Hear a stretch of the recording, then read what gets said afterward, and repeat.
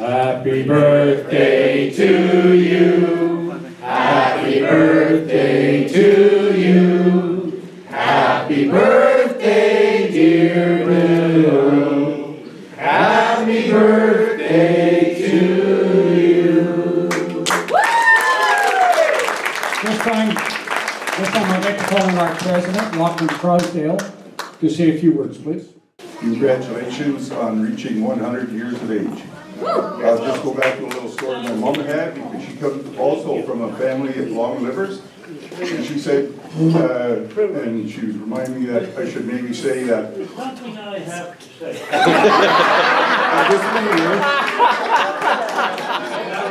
You gotta love it. Yeah.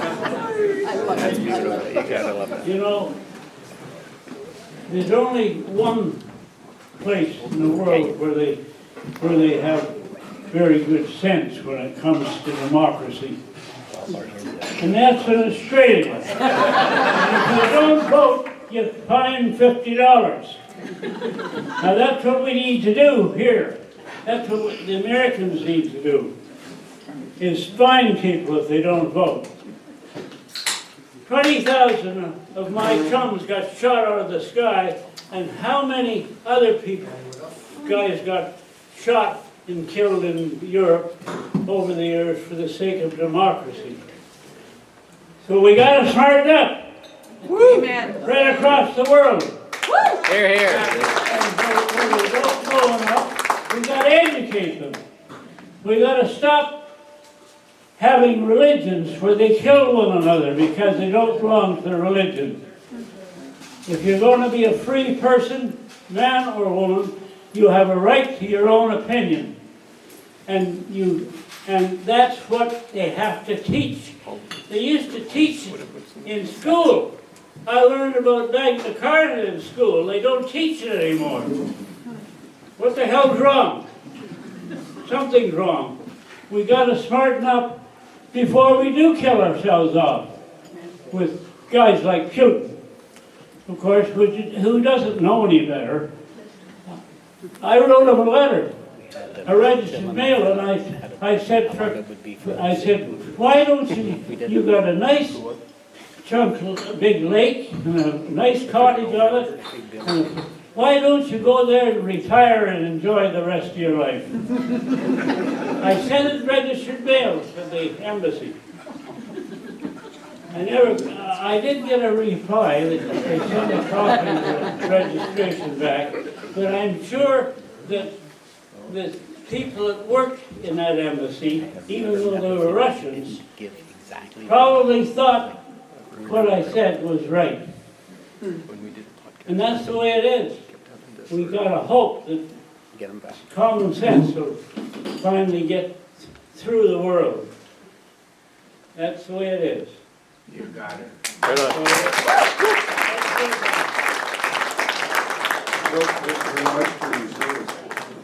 So very much happy birthday to you from Branch 599 here and every other Legion for your service. All right, in that case, I'll call the Right Honorable Mr. Fidelio, please. Thank you very much. I have a certificate for you, Bill, from the province of Ontario, but I'll just leave them here. And I have one here from Anthony as well. Okay. I just wanted to say to you, thank you. Now, what's your name? I'm the same guy that talked to you over there for the last half hour. Vic Fidelli. What is your racial origin? I'm Italian. I knew a lot of Italians. Tell you a story about one Italian.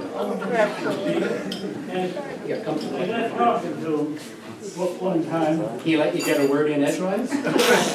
Well, I'm pretty good at getting words in. Anyhow, he actually told me that he understood freedom, you see. He was like there was another nationality, and he happened to be French. Now, I've known a lot of French people. And in fact, my name came from France in 1066 with William the Conqueror, when they were all fighting one another, you see. And so, being that, boiled down to the fact that then somebody told me that it was a Frenchman, French philosopher, who said, I don't believe too much of what you say, but I'll die for your right to say it. That's beautiful. That's, It really is beautiful. and that came from an Italian too. But you've always believed that. Anytime. Well, it's common sense.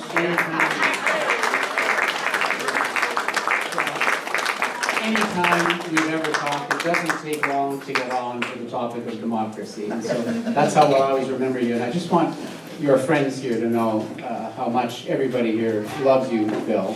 The province of Ontario is going to be awarding you the King Charles Coronation Medal at a ceremony this March.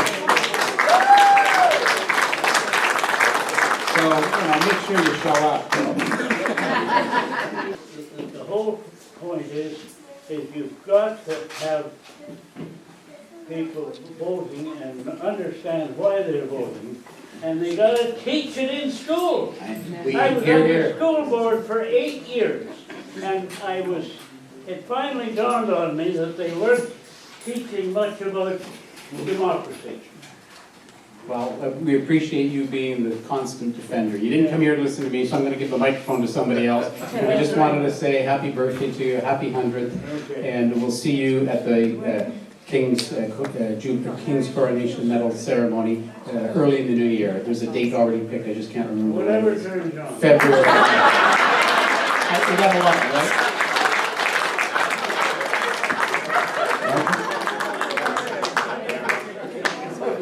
I'm going to call on Marjorie now to come up. Pick on her for a while. Well, we sparred a lot in the past, my dad and I. I'm Marjorie, formerly Parfitt, now Stone, the oldest daughter in the Parfitt family. Had a great good fortune to grow up on the farm in North Bay with a father who survived the war and a mother who was a war bride. And wonderful set of parents. I'd like to thank the Legion and Sue, who was the coordinators of this wonderful event, who volunteered to do this, and it's just been kind of wonderful to see. My dad never talked about the war all through into his 80s. Then when he talked about it a little bit, he would start to break down because he would remember all of those who didn't come home. In the last few years, he's actually started to talk more. Memories have come back, including in some of the wonderful interviews that have been done about combat. My dad also was a very faithful letter writer through the war. So there's actually a set of letters that was in a box up in the attic, starting in 1943, when he starts his training, and going through the war, and into the period after the war when he met my mother. So I'm just going to give a little tiny taste of these letters, which we're trying to get transcribed. I'm working on them, and we hope to get them published in a little booklet for the family. They're mostly written to his mother. I should point out that my father's father fought in World War I. His photograph is up here in between my parents, and was, I think, gassed in the trenches, had a pretty horrific experience, had a breakdown at the beginning of World War II. So my father, when he enlisted, was going off to war. His mother was a school teacher. The family was broken up, and he felt he was very much in the position of, I think, a protective father and a protective big brother. So he's writing to his mother. He's helping to pay the mortgage on the farm. And these letters are filled with, he doesn't talk about the missions. I don't think you were allowed to talk about the missions in your letters. But the training letters especially give a lot of interesting details about the training process, where he was first sent to Lachine, Quebec, and then they went to PEI to train in the clear skies over PEI when they got to the flying stage, and then they went to northern Scotland, and then down into England, and then they were ready for battle. So this is very early on. He's writing to his mother and focusing on the food in Lachine. The food here is swell. but he talks about the drill, and I imagine there are quite a few people here who've had experience of initiation and drill. Says we're getting mostly drill, although we were on fatigue this afternoon cutting lawns, scrubbing floors, etc. We got 6 needles the other day, so my arm was a little sore. Some of the guys passed out, but I guess I was just lucky. The wing we are in now is called reception wing. That is where they break in green recruits, such as us, with marching, drilling, saluting, making our bunks, and the next phrases in capital letters, polishing our brass. And do they ever want it shining? When the NCO comes along, he wants to see his face in it. And there's mention of a not great corporal and a not great sergeant, but then other good commanders. And I'll just read another little bit. And this was interesting to me because this is when they're still in Lachine in the early stages. And he says that we have a good corporal now. We have to have our brass all spotless. We can't complain much though. And he talks about the fellows in my room. And it's really interesting that early in these letters he's writing as I to his mother, and then he actually notes that he's switching to we. You'll notice that I said we, he writes in the letter, which is interesting, starting to develop that esprit de corps very early on in the training period. So in this letter he says, he talks about the guys in his room. The fellows in my room are a pretty fair lot, although a few of them gamble and drink. In fact, 3 or 4 of them are rolling the bones now, trying to double their pay, but mostly losing it, I think. And then he writes the dopes. So he also writes about sort of heavy drinking in Scotland as well, amongst his partners. He says that 3 guys moved into our room last night from Cuba, and 2 from South America. They came all the way up on the plane to join the RCAF. And I didn't know that there was that kind of pull into the RCAF from men so far away who felt a sense of commitment to fight for their country. So the letters go on, but they give these wonderful details of that period in his life. So just wanted to share that. Thank you so much. Thank you.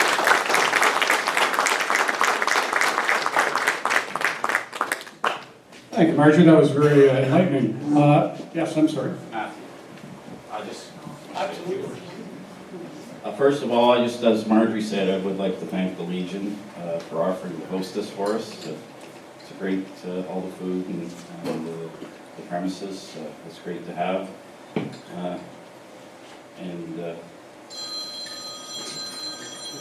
Mr. Parfitt, William, Bill.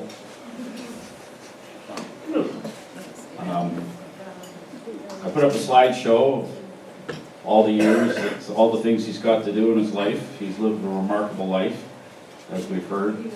Started out on a poor turnip farm up in Whitfield Township. And we're still growing turnips in Whitfield Township. And then, as we heard, he had to take responsibility at a fairly young age to help look after the family and pay the mortgage. Went off to war. And then he met this beautiful young British girl, Sheila. And at the 50th wedding anniversary, he made a comment, and it stuck in my mind. He said, marrying Sheila was a good management decision. But I thought, I think there's a little more to it than that. If you look at the pictures. And I think I read a few of the letters last night that Marjorie sent through, and there seems to be a lot of concern about getting a ring or something. So I think there's a little more to it than a management decision. And yes, he's still here. He's still going. It's amazing. So is my mother. He's 77 years married now. Still living in the farmhouse. It's just, can't believe we're here. And thanks to everybody who's coming. Thank you.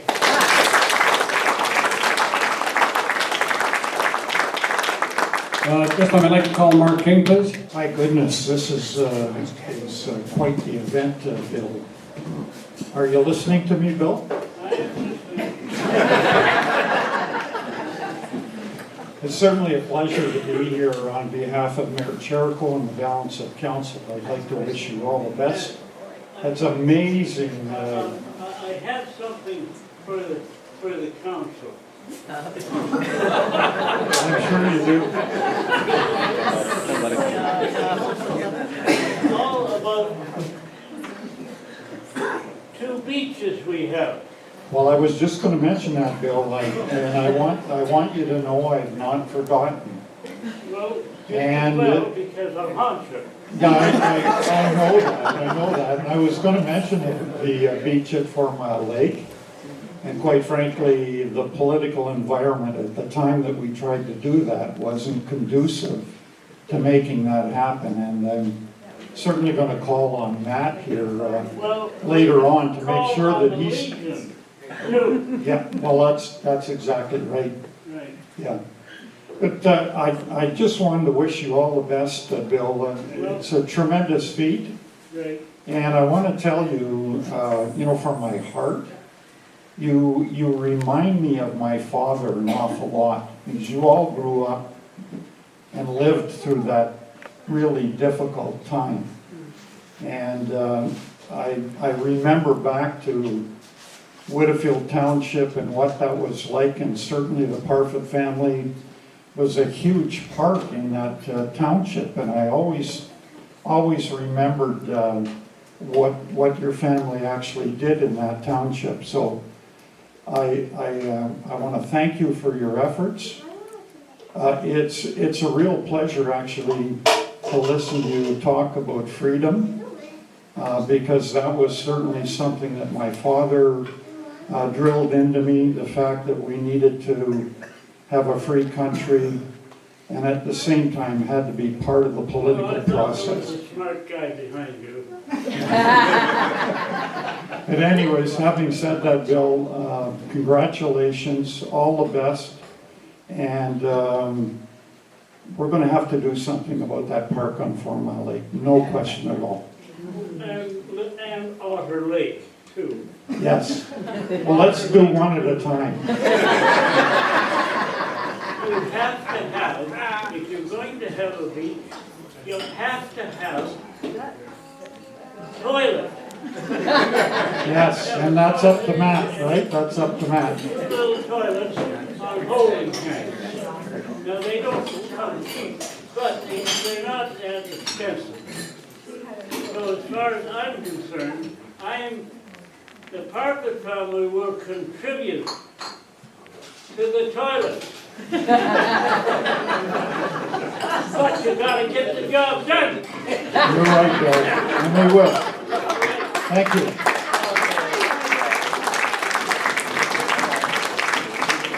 All right, so on behalf of 599, I want to thank you for coming out. There is food back there, as you know, if you haven't had any yet, it's still there. Desserts, all kinds of stuff, help yourself. And I'm going to turn this back over to the Parfitts, and they can coordinate whatever they wish to do to continue celebrating Bill's birthday. Thank you very much.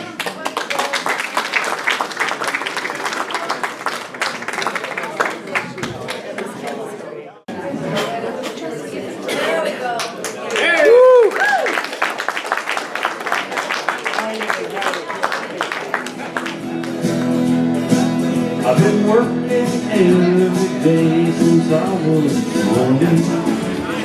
Tell the woman next door, not no more by your charm. I want to stay, I want to get away, want to let go. I'm gone. Oh, devil woman, devil. Train beach road.